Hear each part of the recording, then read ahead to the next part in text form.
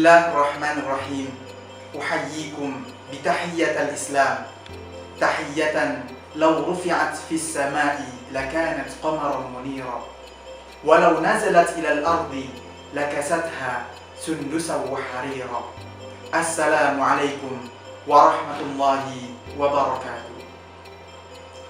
Alhamdulillahil karimil mannan lidh-dhawli wal fadli wal ihsan alladhi hadana lil iman wa faddala dinana ala sairil adyan wa manna bi irsalihi akrama khalqihi alaihi wa afdalahum li dinihi habibahu wa khalilahu sayyidina Muhammad sallallahu alaihi wasallam. Sahabat-sahabatku semuanya, dimanapun Anda berada, saat ini memang benar adanya kita terpisahkan oleh jarak dan tempat. Tetapi insya Allah itu bukanlah alasan untuk tidak berjuang bersama di jalan Allah Subhanahu wa Ta'ala. Nabi Ayub adalah salah satu manusia pilihan yang patut untuk kita teladani kesabarannya dalam menghadapi cobaan sakit.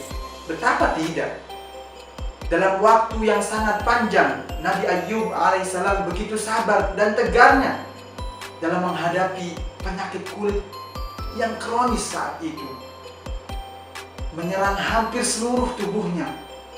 Namun beliau tetap sabar sembari mengharapkan pahala dari Allah Subhanahu wa Ta'ala atas penyakit yang ia derita saat itu. Ketika ulat-ulat yang berasal dari penyakit kulit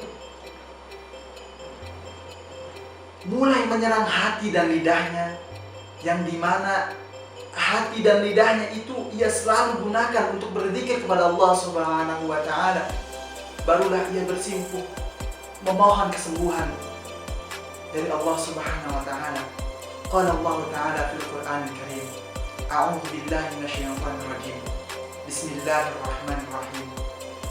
Wa ayyuba idh nada rabbahu anni massani yadurru wa anta arhamur rahimin. Ini adalah munajat Nabi Ayub alaihissalam yang Allah abadikan di dalam Al-Quran, surat ke-21 Al-Anbiya ayat 83. Nabi Ayub alaihissalam, beliau panjatkan munajat ini kepada Allah Subhanahu wa Ta'ala karena ia khawatir ibadahnya akan terganggu oleh ulat-ulat yang mulai menggerogoti hati dan lisannya tadi. Dan tak lama dari itu Allah mengabulkan munajatnya. Allah mengabulkan munajat Nabi Ayub alaihissalam.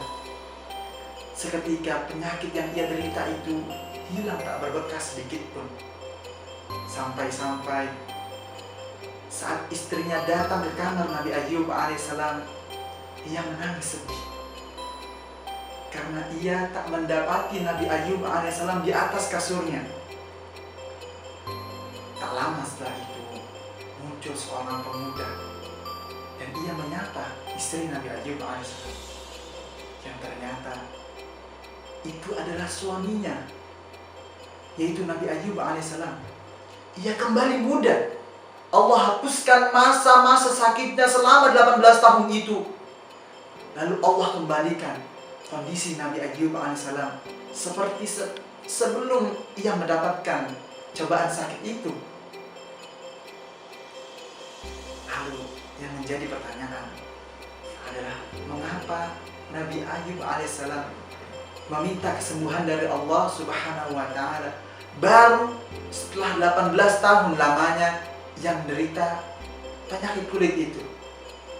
Padahal jika saja saat ia baru terkena penyakit itu ia meminta kepada Allah, niscaya Allah akan mengabulkan. Jawaban dari pertanyaan itu adalah karena Nabi Ayub alaihissalam merasa sakit yang ia rasakan itu belum sepadan, belum sama dengan rasa sehat yang sudah Allah berikan kepadanya. Ya Allah, rasanya begitu bertolak belakang dengan kita. Selanjutnya ada beberapa nukta yang ingin saya sampaikan terkait dengan ini. yaitu Nabi Ayub alaihissalam. Sejatinya ia hanya menderita luka lahir saja, berupa borok dan nanah di sekujur tubuhnya itu. Sedangkan kita menderita penyakit yang sebenarnya lebih mengerikan dari apa yang dia derita. Nabi Ayub alaihissalam, yaitu penyakit batin, rohani dan juga hati. Jika saja Allah membalikan ini, Allah membalikan semua penyakit batiniah tadi menjadi penyakit lahiriah, maka percayalah teman-temanku semuanya, tidak akan pernah ada manusia yang sanggup untuk melihat manusia lainnya dikarenakan penyakit tadi. Perlu kita ketahui teman-teman, sebenarnya kalau kita artikan, hati itu sebenarnya ada dua macam. Yang pertama, hati dalam arti jantung yang sering digambarkan kayak warna merah gitu kan. Nah, sebenarnya itu dalam arti fisik. Lalu ada juga hati yang berartikan spiritual atau rohani. Nah, yang dimaksud hati yang sakit itu, yaitu yang dimaksud itu maksudnya hati yang tidak berfungsi sebagaimana mestinya. Contoh, fungsi utama hati diantaranya adalah untuk selalu mengingat Allah Subhanahu wa Ta'ala.